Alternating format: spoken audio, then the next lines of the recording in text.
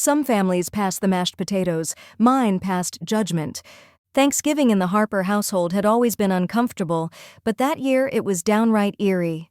There was a tension in the air you couldn't season out. It was cold outside, 27 degrees in upstate New York, but the real chill came from the dining room.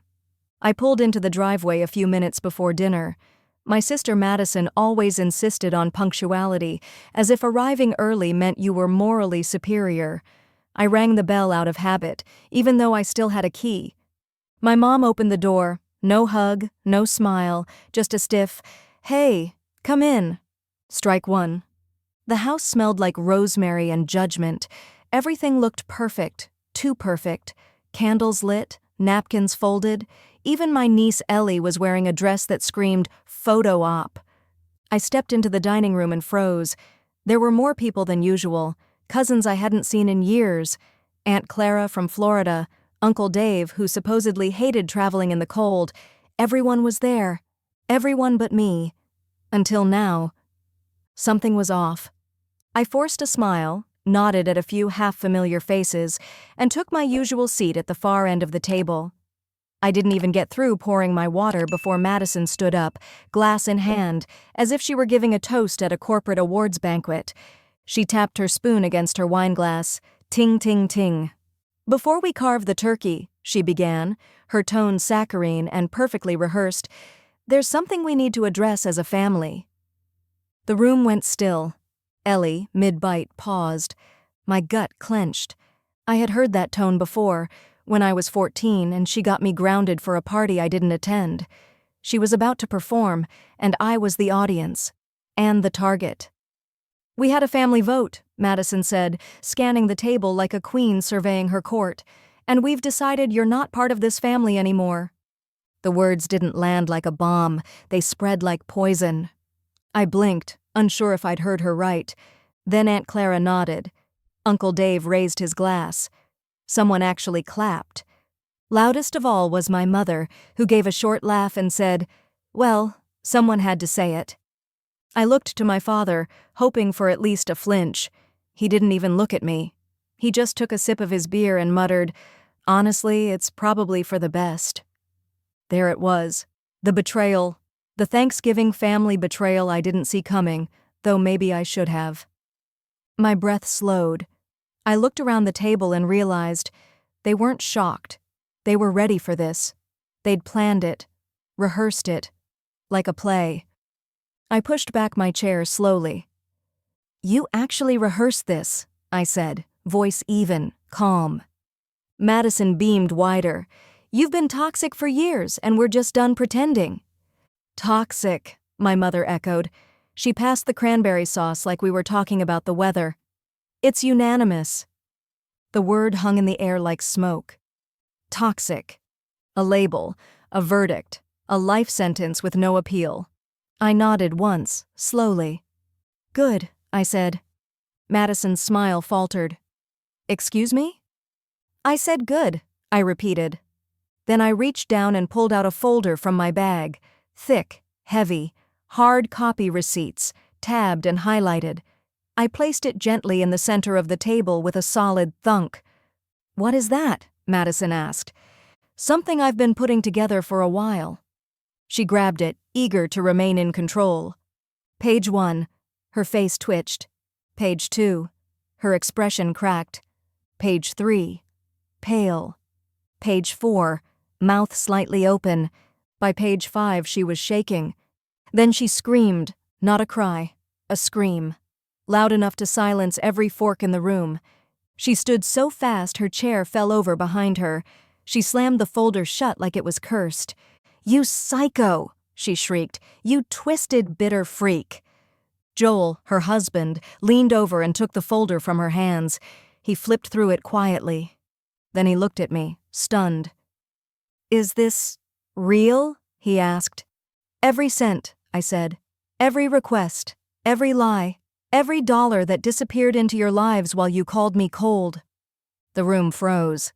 "You were so sure I wouldn't fight back," I continued, stepping forward. "So sure I'd keep being the quiet one, the helper, the idiot." My mother's mouth opened, then closed. My dad stared at his plate. Madison stood trembling, fists clenched, blinking like a glitching screen. I looked her in the eye. "But your little show? It's over." People ask why I brought a folder to Thanksgiving like it was court. The truth is, I didn't just snap. I documented, for years, because this betrayal wasn't sudden. It was built brick by brick, and it started when I was 6. That's when Madison first learned how to steal the spotlight, and I learned how to stay quiet. She was the golden child, big blue eyes, straight A's, dance recitals, charm turned on like a faucet. At every family gathering she performed, recited poems, sang songs, twirled in sparkly dresses. Applause followed her everywhere. And me? I was the kid who sat in the corner with a book, quiet, observant, too careful to ask for much. Our parents loved the show. They lit up when Madison walked into a room. She got praise for finishing her broccoli. I got grounded for asking too many questions. At 8, she lied and said I broke the garage window with a baseball. I didn't. She knew I didn't. But my dad didn't even ask my side. I got grounded for a week. She got ice cream. That was the pattern. Madison made the mess. I took the fall. When I got into advanced math in middle school, no one noticed. When she placed 6th in a gymnastics meet, the whole family threw her a party. At 16, she crashed Mom's SUV. I loaned her the money for the deductible. She told everyone it came from her savings. At 18, I graduated with honors. My parents missed the ceremony because Madison was going through something. She always was. By college, the contrast was clearer than ever. I moved to a small school in Ohio on scholarships and part-time jobs. No help, no backup. I worked nights at the student center and taught coding on weekends to pay rent. Meanwhile, Madison bounced between majors at a private university on our parents' dime. She spent a semester finding herself in Santa Barbara. When she ran out of money, guess who got a call? "Just a loan," Mom said. "She's going through a tough time." Again. It didn't stop after school. I started working in IT right after graduation, took contract jobs, saved aggressively. By 26, I had a condo and a 401k. By 27, I was quietly helping my parents pay down their credit cards. Meanwhile, Madison was back home, again. New boyfriend, new business idea, no income. But she was always the success story. My mother introduced her as the creative one. I was reliable, code for invisible. I kept my head down, paid the bills, showed up when asked, but something hardened in me. At 29, when she married Joel, I paid half the wedding costs. Quietly, our parents couldn't swing it. Madison made a speech at the rehearsal dinner thanking her village, but never said my name. I didn't ask for credit. I never did. But I started writing things down. Venmo requests, late-night texts, emergency checks. I labeled them in folders. I tracked dates and explanations. Not because I was planning anything, just because I knew no one else would remember. They didn't call me brother, they called me dependable. That's how toxic family dynamics work. They blur the line between love and use. And when you try to say no, when you even hesitate, you're called selfish, difficult, ungrateful. Madison especially weaponized this. She knew how to twist every situation in her favor. When her business failed, I bailed her out. When Joel lost his job, I paid their electric bill. When their son needed therapy their insurance didn't cover, I covered it. All while being told I didn't understand what real stress looked like, because I was single, no kids, just a dog and a job, which in their eyes meant I had nothing better to do. But I did. I had peace. At least I thought I did. Until the texts stopped. Until the invitations dried up. Until I learned secondhand that Madison had posted on Instagram about cutting out toxic people. I was the toxic one now, not the one who paid the bills, not the one who drove Mom to her doctor's appointments, just the one who finally said no. That's when I started preparing the folder, because I knew it would come to this. And when Madison stood at that Thanksgiving table and said, "You're not family anymore?" I didn't panic. I had proof that being quiet doesn't mean being blind. Financial abuse in families rarely looks like theft. It doesn't come with threats or shouting. It wears a softer mask, One that says, "You're doing well, right?" and "just this once." That's how they got me. Not in a single moment, but over years, slowly, like water eroding stone, until one day I woke up and realized I wasn't their son, I wasn't their sibling, I was their backup plan, their wallet, their lifeline with a heartbeat. It started small, like all traps do. "Can you cover the heat bill? Joel's in between jobs." "Mom's card got declined at the dentist. You're the responsible one, right?" "Just a bridge loan until the business picks up." They always framed it as temporary. One time, family helping family.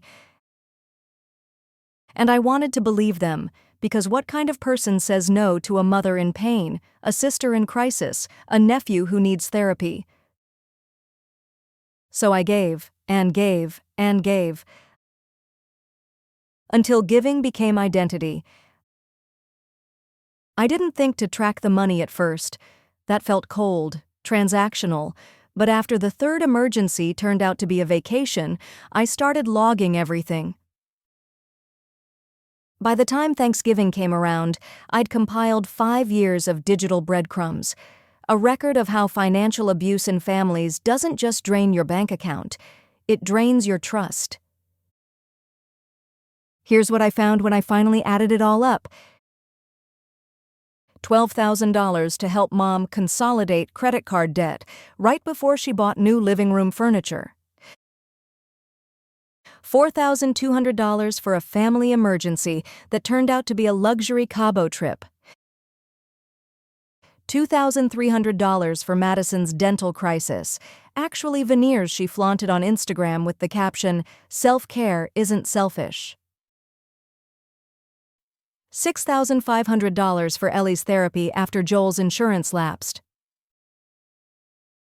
$11,000 in random bills, just for now, you'll get it back. Promise. $14,000 sunk into their failed wellness cafe. And around $29,000 I stopped tracking because the lies hurt more than the loss. All told, over $93,000. Not once did they pay me back. Not once did they ask if I was okay. They praised me when I sent the wire, then ignored me until the next request. That's how financial abuse works in families. It's not about money, it's about power, about who they think owes whom, about entitlement disguised as kinship. When I hesitated, I was cold. When I questioned, I was controlling. When I said no, I was toxic. What broke me wasn't the money. It was the look on Madison's face when I finally paused, like I had broken a contract she never said out loud but always believed in. "You make 6 figures, she snapped once. "What's a few grand to you?" She didn't see me. She saw a solution. When I canceled a vacation to cover Dad's back surgery, no one said thank you. When I worked overtime to help Ellie stay in therapy, no one checked if I was sleeping, eating, surviving. I skipped dental cleanings. I drove on bald tires. I pushed therapy to next month for 3 years. Because their crisis always seemed bigger than my quiet breakdown. And that's what financial abuse in families steals most: your sense of enough. Enough rest, enough care, enough worth. I wasn't generous, I was trained. Every yes wasn't kindness, it was survival, it was appeasement, it was the price I paid to stay included in a system that only valued me when I bled quietly. And the moment I began to say no, just began, they flipped the script. I wasn't dependable anymore. I was distant, selfish, bitter. The problem. Madison blocked me, my mother stopped calling, my father started responding in one-word texts. They didn't say thank you for the $93,000. They just said, "What's wrong with you lately?" That's when I knew. This wasn't love. This wasn't support. This was exploitation with a family name. So I kept logging. Not to get revenge, but to reclaim reality. Because I knew, when the confrontation came, they'd deny, they'd downplay, they'd make me question if it ever happened the way I remembered. So I built a folder, line by line, transfer by transfer, guilt trip by guilt trip. Not to punish them, but to protect myself from forgetting that my silence didn't mean consent. They didn't need me, they depended on me, and there's a difference. Helping is one thing, voluntary, free, mutual. What I lived through wasn't that. It was a slow, choking entanglement, a system where kindness was used as currency, and I was the bank that never closed. That's what emotional manipulation by family looks like. It's not just guilt trips or tears, it's the deep, quiet shaping of your identity into something useful, and only useful. Madison was always the emotional architect. She didn't just ask for help, she framed it. "You're the only one I trust with this. Don't tell Mom, I know you'll understand. I just don't have anyone else." It sounded like intimacy, like trust, but really, it was a trap. Say yes, and I became her crutch. Say no, and I became the villain. One time she called crying because Joel stormed out after a fight. I left work early, drove 45 minutes to her house. When I got there, Joel was watching TV. Madison was perfectly fine. She wanted me there to prove a point, to make him feel bad. Another time she needed help figuring out finances. I offered to walk her through a budget. She said that was patronizing. She didn't want my help, she wanted my money. There's a difference. It was the same with my parents. They'd frame their struggles in a way that implied failure if I didn't step in. "We didn't want to worry you. You've always been the strong one. Things have just been tight, but only if you can." That's the trick of emotional manipulation. It always sounds like your idea. They didn't ask directly. They hinted. And when I caught on and didn't jump in fast enough, the tone shifted. I guess it's true what they say about only being there when it's convenient. We see where we really stand now. You've changed. Yes, I had changed. I started asking questions, started drawing lines. That terrified them. Because the moment I wasn't blindly generous, I became difficult, distant, cold. I remember the first time I said no outright. Madison wanted me to co-sign a loan for a holistic cafe she and Joel were launching.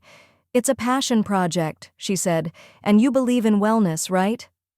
I said I couldn't co-sign, that it wasn't smart for me financially. Silence.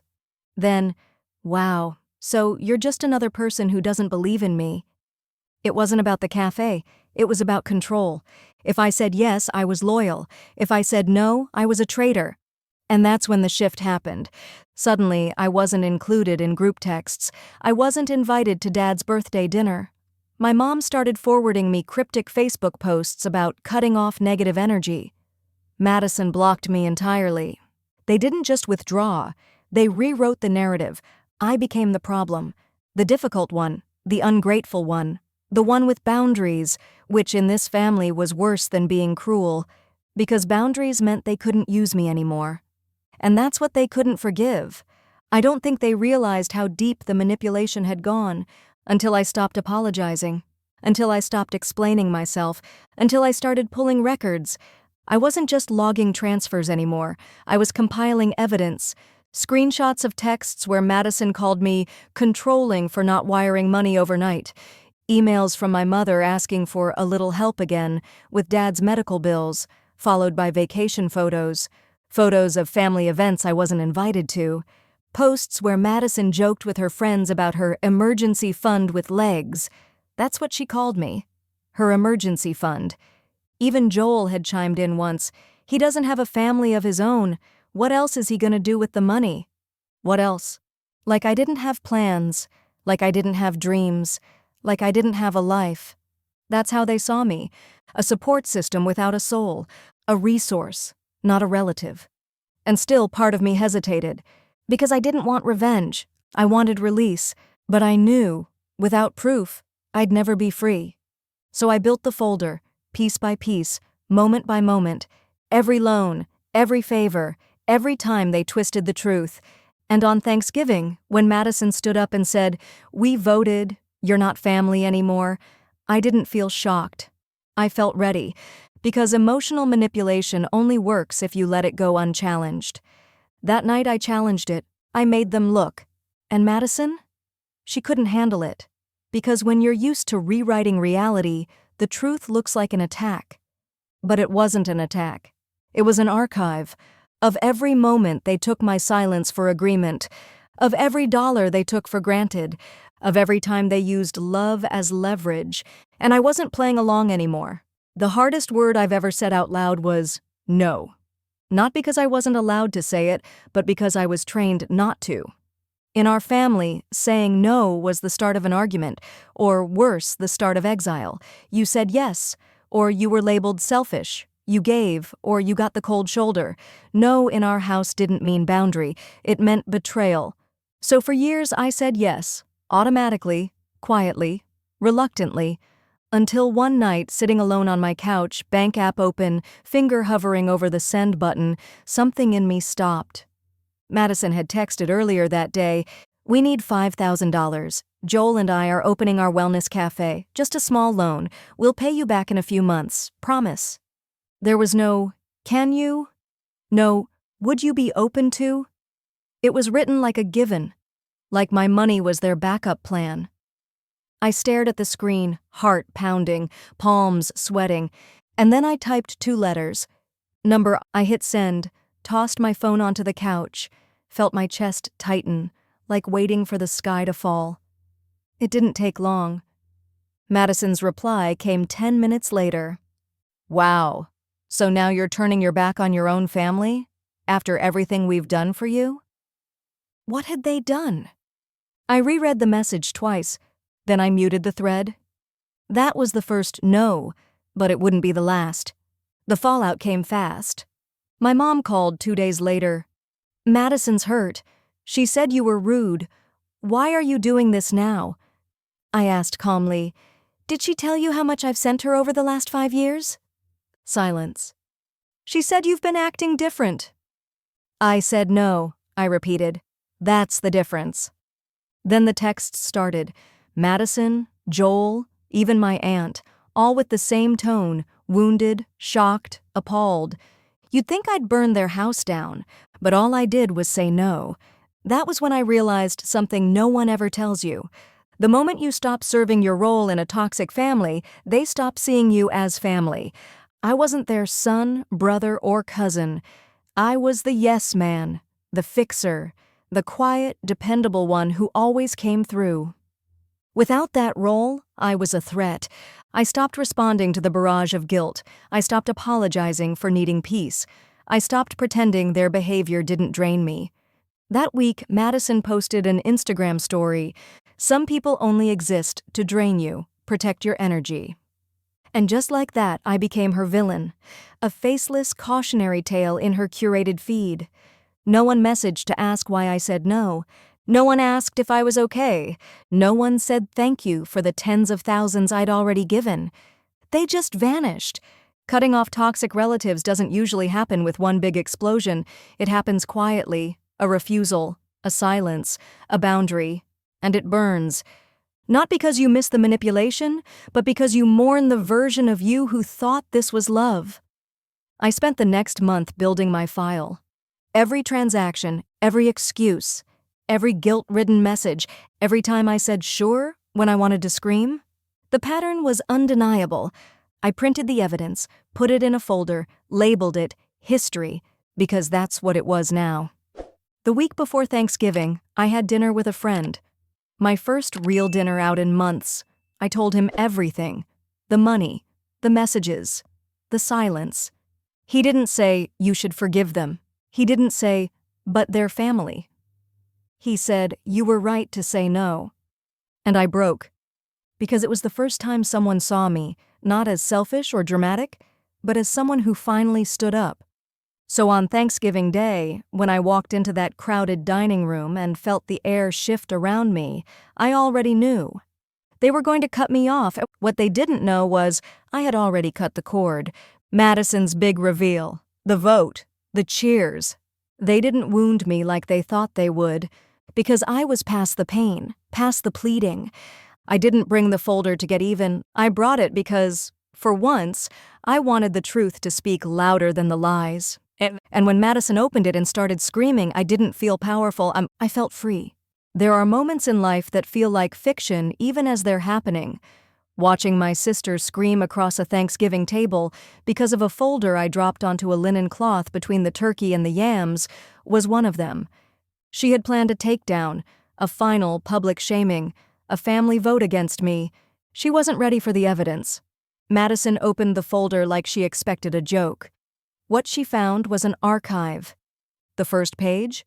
A detailed log of every transaction I'd sent in the last 5 years, each one time-stamped, categorized, and footnoted with who asked, how much, and what for.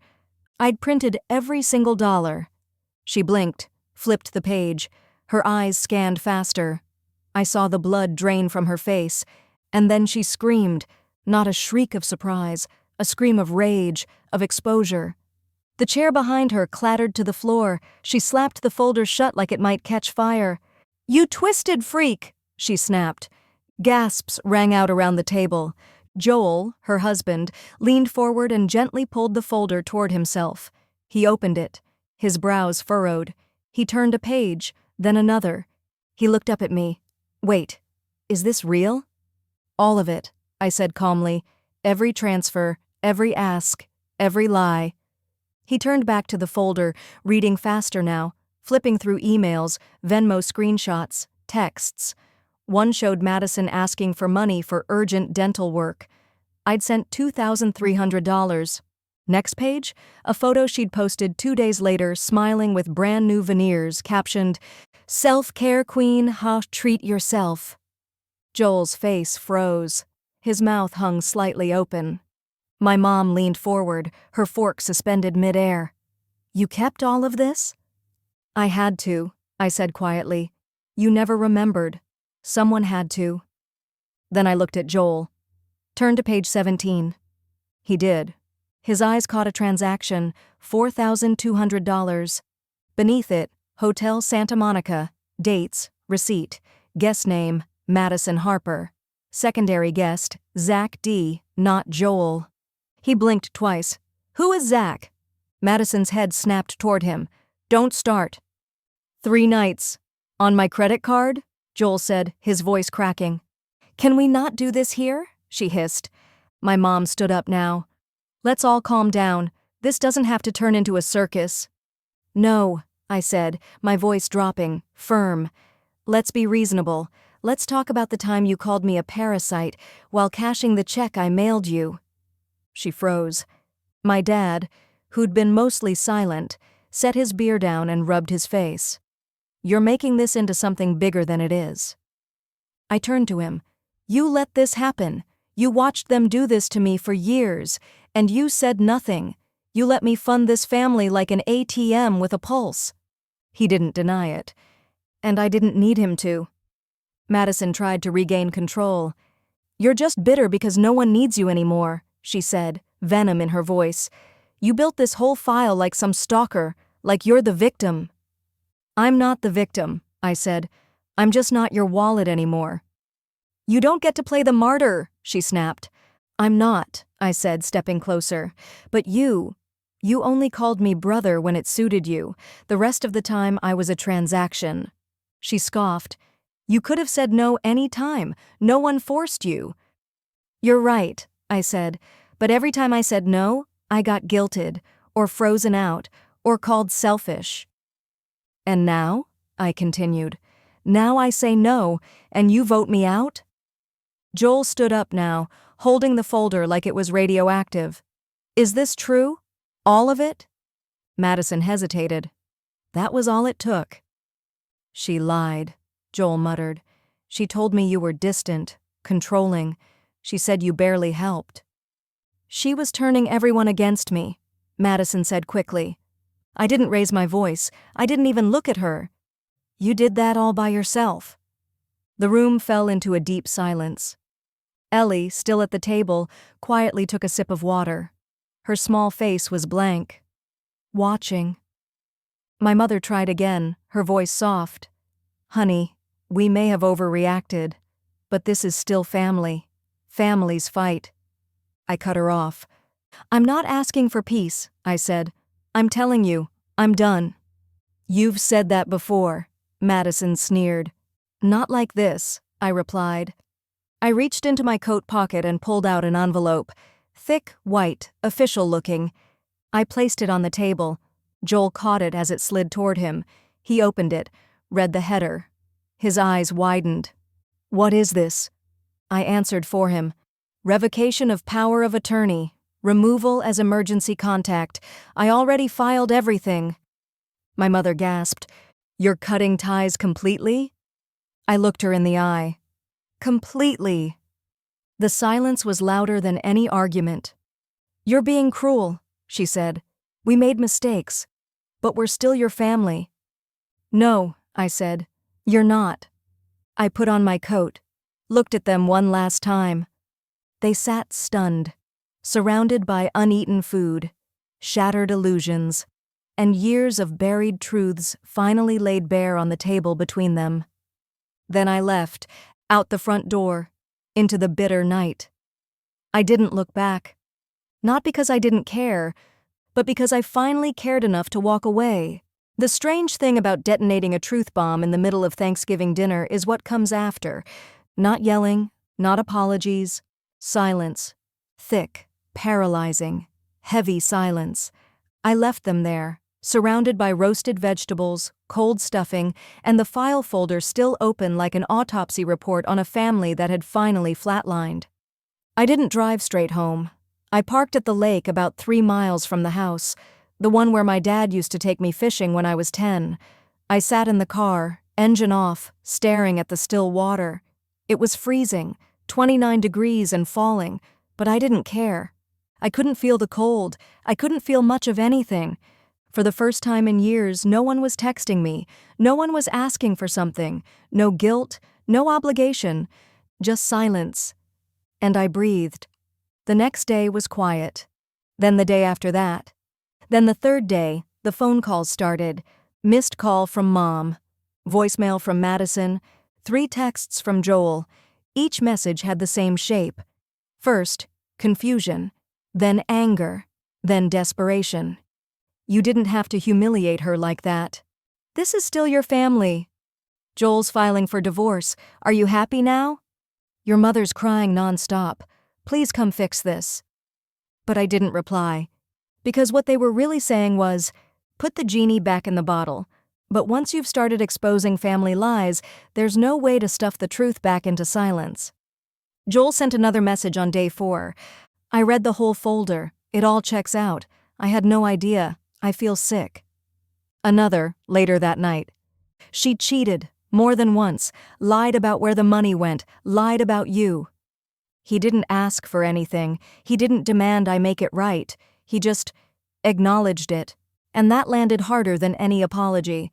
Then came my dad. His text came in at 11:43 p.m. like most of his communications. Short, defensive, off-handed. "We all said things we regret, but what you did was nuclear. No, sorry. No, let's talk." Just a reminder that he thought I went too far. But I didn't go nuclear. They just didn't think I'd finally stand up. And that's what scared them. 1 week later, a letter came in the mail. Handwritten. No return address, but I knew the handwriting. My mother. 3 pages, front and back. Her script still perfect, like always. The first page was guilt. "You've always been the strong one. We leaned on you more than we realized." The second was emotional blackmail.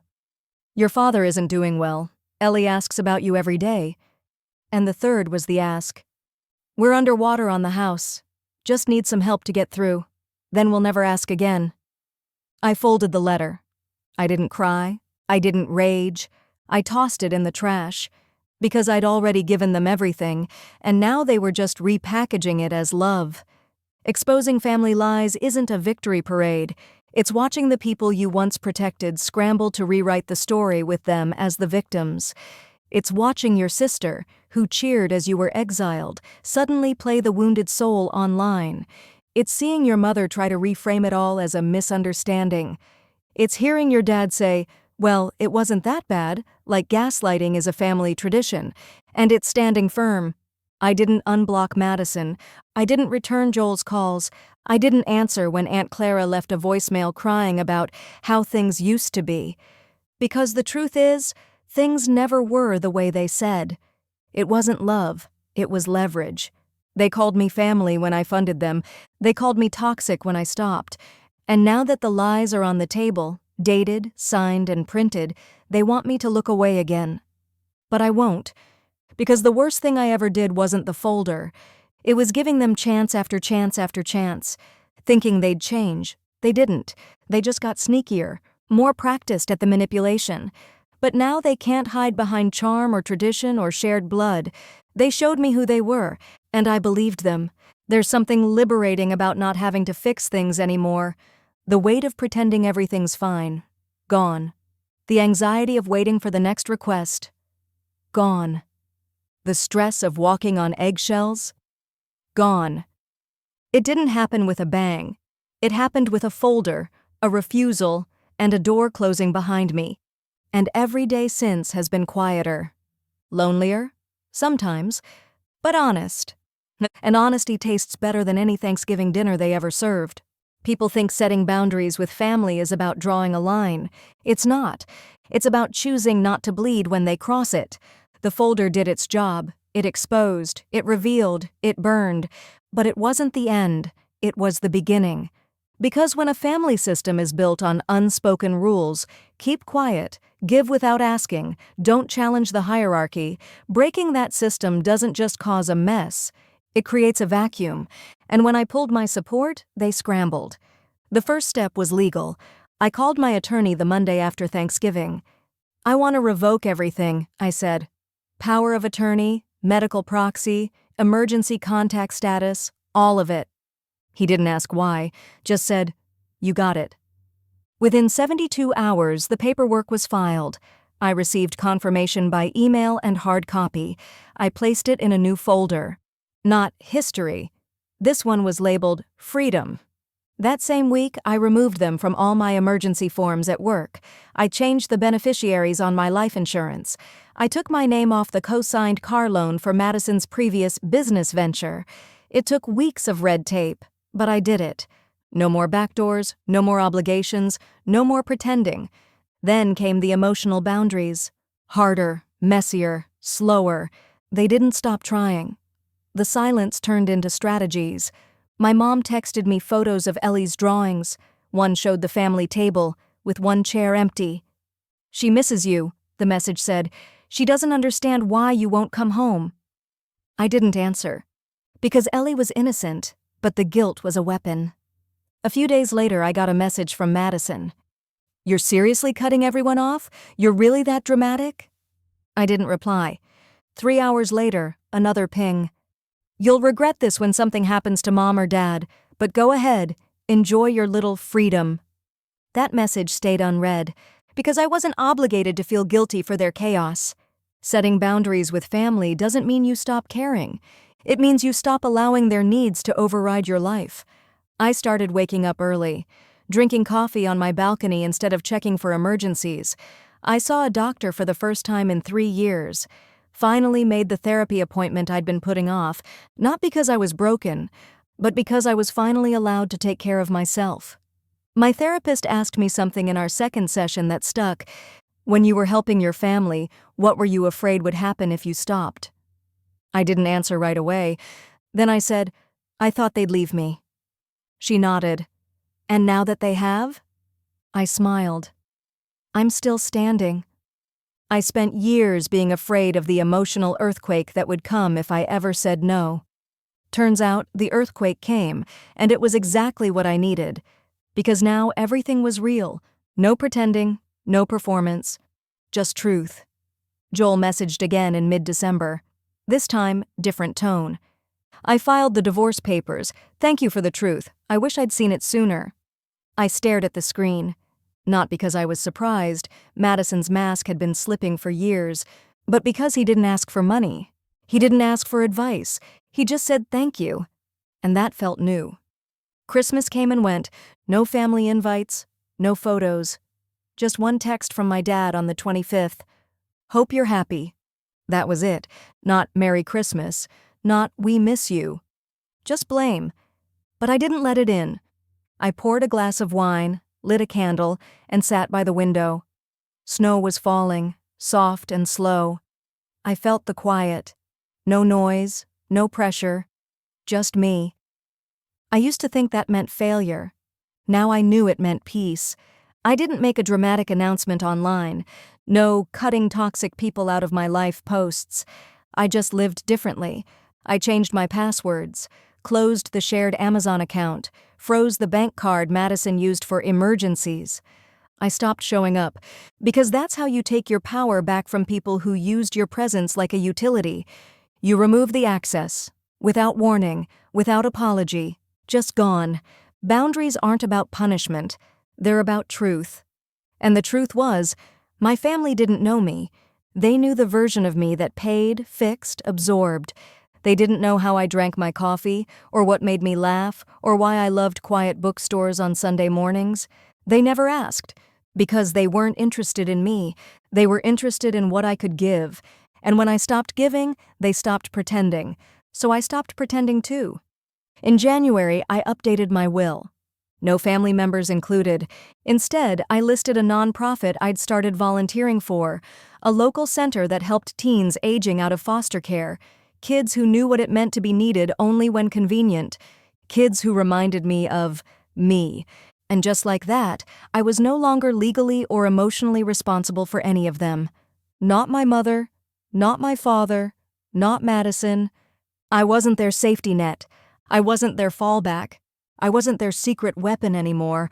I was just me. The thing they don't tell you about healing from family trauma is how quiet it is. There's no music swelling, no grand scene, no slow-motion montage of you running along a beach, finally free. There's just stillness. For the first time in my adult life, I could hear my own breath without the background noise of guilt. I didn't wake up dreading a phone call. I didn't check my bank account before opening a text. I didn't wonder which relative I'd need to lend money to this week.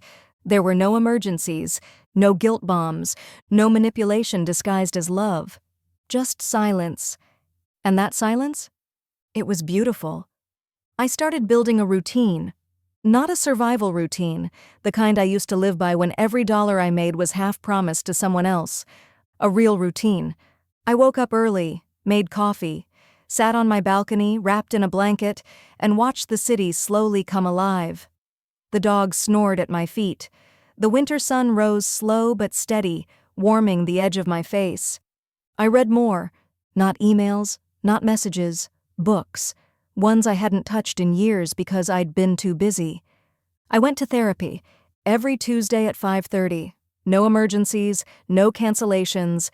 Just me, finally sitting in a room with someone who didn't want anything from me except honesty. It was the first time in years I wasn't holding my breath. Some days the grief came anyway. Not for them, but for who I'd been. The version of me that spent years as a lifeline. The one who thought if he gave enough, he'd finally be seen. Loved.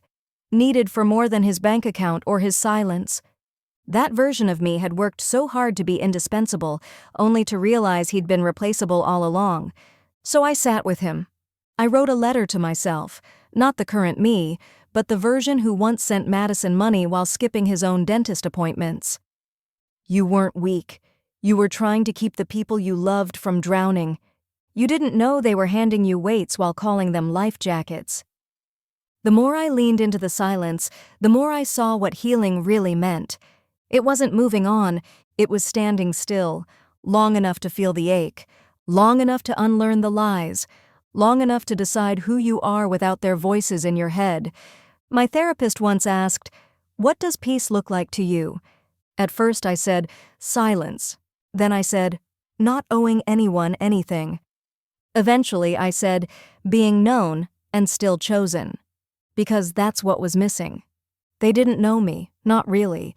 They knew what I did for them, what I paid for, how reliable I was. But they didn't know the me that stayed up until 2 a.m. listening to old soul records, the me who wrote poetry and never showed anyone, the me who loved quiet parks and noisy dogs. They didn't know me. They used me, and when I stopped being useful, they stopped pretending. That clarity, that was the most painful gift of all, because once you see it, you can't unsee it. The calls stopped by January. The texts slowed. Eventually, even the guilt dried up. They were done. At least with me. And I was starting to live. I made plans for spring, a hiking trip in Arizona, signed up for a creative writing class on weekends, started hosting game nights with neighbors who slowly became friends who didn't ask for anything except company.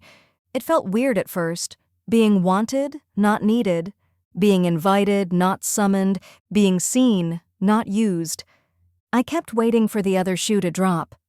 It didn't. One night, I got dinner with an old college friend I hadn't spoken to in years. She'd read a post I'd made online, not naming names, just talking about boundaries, family, and what it means to stop apologizing for self-respect. She said, "It was like reading a story I didn't know I needed." Then she paused. "You were always the strong one. I just didn't realize how heavy that was for you." I didn't realize either. Until I put it down. Healing from family trauma isn't a straight line. It's a spiral. Some days you feel invincible. Other days, a Facebook memory knocks the wind out of you. You hear a song, smell a certain dish, and suddenly you're 12 again, hoping your mom will ask how your day was instead of how much money you made. But the difference now? You don't stay in that spiral. You climb out.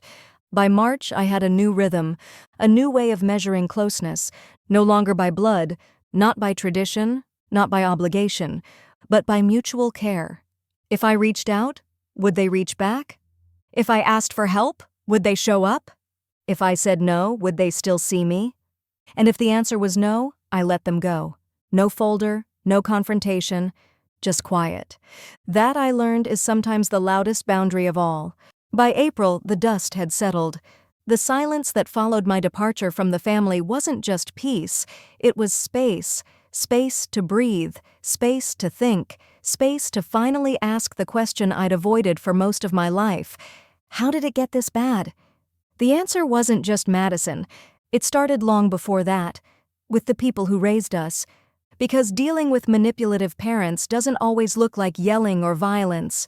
Sometimes it looks like guilt in a casserole dish, silence after a number, praise when you give, withdrawal when you don't. It looks like conditional love dressed up as family tradition. When I was 8, my mother gave me a rule I'd never forget. Be useful and people will love you. She said it with a smile, like it was wisdom, like it was fact. I believed her, and so for the next 2 decades I tried to be exactly that, useful. I picked up shifts so my parents could keep the lights on, drove my dad to physical therapy when he refused to talk to a real driver, sat through awkward dinners, paid for broken things, solved problems no one else would touch, and in return, they offered exactly what I'd been trained to crave: approval, but never affection, never real connection. Only approval that could be revoked the second I disappointed them. After Thanksgiving, my mom didn't call. Not at first. Then, a month later, she sent a card. Plain, no return address. Inside was a single sentence. "We may not be perfect, but we're still your family." No apology. No ownership. Just a subtle tug at the thread of guilt she'd sewn into me from the beginning. She wanted me to remember who I was supposed to be, the fixer, the good son, the reliable one, not the version who said no and walked away. Then my dad called on Easter Sunday, not to check in, not to ask how I was doing, just to say, "You've made your point. Now come home." Come home? Like everything that had happened was a debate, like I'd simply gone too far making a case. I told him calmly, "I'm not coming back." He sighed, annoyed. "You've always been dramatic." "No," I thought. "I've always been quiet." Dramatic is what they called me when I finally said the truth out loud. Guilt is the preferred language of manipulative parents, and mine were fluent. They didn't ask how I was healing. They asked why I was being cruel. They didn't ask what I needed. They reminded me what they had sacrificed. They didn't apologize. They reframed. At some point, I started noticing the patterns. When I gave money, "Thank God you're responsible." When I asked for space, "So ungrateful after all we've done." When I helped, "That's the kind of son we raised." When I said no, "Who even are you now?" It wasn't love. It was a script. And when I stopped reading from it, the whole performance fell apart. One day in May, I got a voicemail from my mom. Her voice was soft, fragile. "We're selling the house. Your father's heart isn't good. Madison is alone now. Ellie cries for you sometimes." I sat on the edge of my bed, phone in hand. Paused the message, let the silence sit, then deleted it. Because every sentence was designed not to inform, but to pull, to drag me back into the role, back into the transaction. But I wasn't available anymore. I was under new management. Dealing with manipulative parents is like removing a splinter you didn't know was embedded in your personality. You don't just get it out. You realize how long it's been affecting how you walk, how you stand, how you live. My therapist said something I wrote down in my journal. Guilt is what we feel when we do something wrong. Manipulation is when someone makes you feel guilty for doing something right for yourself. I read it twice, then I read it again. Because it was finally clear setting boundaries was right, walking away was right, saying no was right, and the only people who couldn't accept that were the ones who benefited from my self-abandonment. I started learning what real love looks like. Friends who didn't keep score, neighbors who helped shovel snow just because, a coworker who brought me soup when I had the flu, no expectation of payback. I started building a new kind of family, one chosen, not assigned. And not once did they say, "You owe me." Then, in June, I got one final letter. Handwritten. No return address, but again, I knew the pen. Inside, 3 words. "We're still family." No signature, no context, just the same old trick. A reminder that they thought blood was a leash, but I didn't bite. I tossed it in the recycling, then brewed a cup of coffee, sat in my quiet apartment, and thought about how far I'd come. They say the truth sets you free, but no one tells you the truth also burns bridges, and sometimes those bridges needed to be ash anyway. There's a quiet freedom in starting over, not the dramatic kind you see in movies, but the kind that feels like finally breathing through both lungs. No guilt, no emotional landmines, no mental math on who I'm disappointing this week. Just breathe. Just choice. Just mine. Reclaiming life after family estrangement isn't just about cutting people off. It's about reclaiming the version of yourself you buried to keep the peace. It took me years to realize I'd been living on a foundation I didn't build. Everything I'd accomplished, my career, my savings, my stability, had been slowly siphoned away by a family that applauded my success while secretly resenting the fact that I could stand on my own. They didn't want to build with me. They wanted to borrow without repayment. And when I stopped letting them, they called it betrayal. But I call it clarity. The first step to reclaiming my life was simple. I moved. New apartment, new city, 300 miles from the house I grew up in. Not because I was running, but because I finally had the power to go where I wanted, without needing to explain it to anyone. The new place was small, sunlit, and quiet. I picked it for the balcony. I bought plants, learned their names, gave them water and patience, things I was never taught to give myself. I unpacked slowly, intentionally, no rush. Because when you're no longer waiting for a crisis call, you get to take your time. I changed jobs, left the high-stress role that paid too well but drained me dry, took a new position with a smaller company, fewer hours, better boundaries, the kind of place where you could say, "I need a mental health day," and no one rolled their eyes. They didn't know my story. They didn't need to. All they saw was the version of me that showed up every day, calm, focused, grounded. And for the first time in years, that version felt real. The strangest part about estrangement is how space fills in once you stop spending your energy plugging emotional leaks. I found new people, not a new family exactly, but people who didn't flinch when I said no, friends who didn't expect me to be the savior, colleagues who respected my time. One of them, Kara, lived across the hall, a graphic designer with a loud laugh and a quiet sense of compassion. We bumped into each other by the mailboxes one night, both carrying takeout. She said, "You just move in?" I nodded. She smiled. "Welcome. You look like someone who needs a fresh start." I laughed. "You have no idea." Over the next few weeks, she became someone I looked forward to seeing.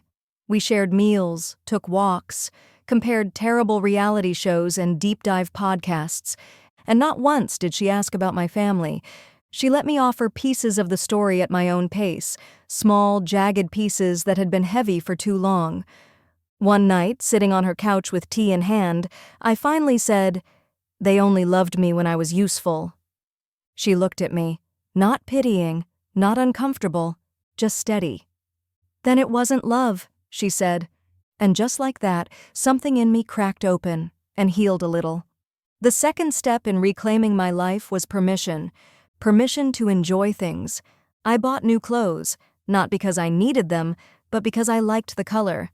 I took a weekend trip alone, something I'd always wanted but never gave myself permission to do. I walked through markets, tried unfamiliar foods, struck up conversations with strangers. No one needed me. No one expected anything. I wasn't a wallet. I wasn't a fixer. I wasn't the emotional sponge. I was just me. And it was enough. I started volunteering. There's a center in my new city that supports young adults who've aged out of foster care, kids who don't have safety nets, who've been taught that family is a privilege they're not entitled to. I understood that feeling, so I showed up, not as a savior, just as someone who knew how it felt to be forgotten, to be written off when you stopped serving a purpose, to be told, "We're still family," like that was supposed to excuse the damage. One day, I helped a 19-year-old named Marcus prep for a job interview. He was nervous, kept tugging at his sleeves, said he didn't think they'd want him because he didn't have people. I said, "You showed up. You're trying. That makes you worth more than most people ever admit." He looked at me like I'd spoken a language he didn't know he understood. And in that moment, I realized, maybe healing isn't just personal. Maybe it's transferable. Maybe when you reclaim your life, you carve a path for someone else to walk behind you. By summer, I'd stopped checking for messages from home. They still came now and then. My mom sent another letter in June, just 3 words, "We're still family." I didn't respond, not out of bitterness, but because I no longer needed to prove anything. To them, to anyone, reclaiming life after family estrangement doesn't mean forgetting the past. It means learning how to live without asking it for permission. I stopped mourning what I thought family was supposed to be, and started building something better. Not perfect, not big, but real, chosen, consensual, free. Peace doesn't always enter like a revelation. Sometimes it arrives as a quiet room, a still morning, a moment where you realize no one is asking for anything. That's what personal growth after family betrayal feels like. Not vindication, not triumph, just stillness. The kind that fills your lungs without pressure. The kind that lets you just be. It had been nearly a year since that Thanksgiving, the night they staged my exile. The night I dropped a folder on the table like a verdict, and somewhere in the aftermath, after the silence, after the letters, after the guilt slid off me like an old coat, I started becoming someone I hadn't met before. Someone who wasn't tired all the time. Someone who didn't flinch when their phone buzzed. Someone who didn't measure their worth in transfers, favors, or emotional labor. In September, I woke up to the smell of cinnamon and soft sunlight on the kitchen tile. I made coffee slowly, fed the dog, sat near the open window with a book. No agenda, no emergencies, no apologies hanging in the air. That morning wasn't special, but it was mine. And that was everything. I didn't need them to admit what they'd done. I didn't need my mother's handwriting. I didn't need Madison's 3-word texts. I didn't need my father's half-voiced regrets. Because I had finally stopped waiting for closure, for healing, for the kind of love that had always come with a receipt. Healing, I learned, isn't a grand gesture. It's stringing together small, quiet choices over and over until they turn into a life. It's making dinner and not imagining them critiquing your portions. It's reading without guilt, laughing without dread, saying no, and not following it with an explanation. In October, I passed the 1-year mark since they voted me out. I remembered every detail of that dinner, the linen napkins, the fake warmth, Madison's voice like a blade. And this time, I smiled. Not because I was over it, but because I was through it. And on the other side, I didn't find revenge. I found myself. Kara still lived across the hall. Marcus texted me his job promotion, his second one. I volunteered at the center every Thursday and brought homemade snacks on Saturdays. Nobody kept score. Nobody tracked my worth. They just showed up, and so did I. Personal growth after family betrayal isn't about proving anything. It's about no longer needing to. It's when you realize the family you thought you had was built on conditions, and the life you're building now isn't. It's when you stop asking, why did they treat me this way? And start asking, why did I stay? And then forgiving yourself for the answer. In November, a letter came again. No name on the envelope, no return address. But the handwriting? Familiar. Inside, 3 words. You were right. I folded the letter, sat by the window. I didn't cry, I didn't rage, I didn't even respond. Because peace doesn't require acknowledgement, it just requires truth. Later that week, I walked to the lake near my new home. The air was sharp, the leaves curled orange and rust. The surface of the water held the stillness I'd chased my whole life. I pulled the letter from my coat pocket and watched as it fell, weightless, into the water. It floated for a moment, then it sank. Just like the old version of me, the one who kept score in silence, the one who thought love could be earned through sacrifice, the one who thought family meant survival. That version is gone now. And what's left? A man sitting by a lake, watching peace rise like mist off the water, a man with boundaries, with breath, with a name not tied to obligation. They don't write anymore. The silence once weaponized is now mine, and I've never heard anything more honest. This is what peace feels like. Dinner with people who listen, not evaluate. Holidays without guilt. Mornings without dread. Saying no and not flinching. Walking away and not turning back. No folder, no confrontation, no vengeance. Just a quiet life. Built brick by brick, on clarity, self-respect, and the radical belief that you do not owe your pain to anyone who refuses to see it. If this story touched you, subscribe to Secret Revenge. Because some revenge needs no knives, no screaming, just one spotlight, one shining nameplate, and someone they once dismissed, rising, brilliant and unshaken. See you in the next story.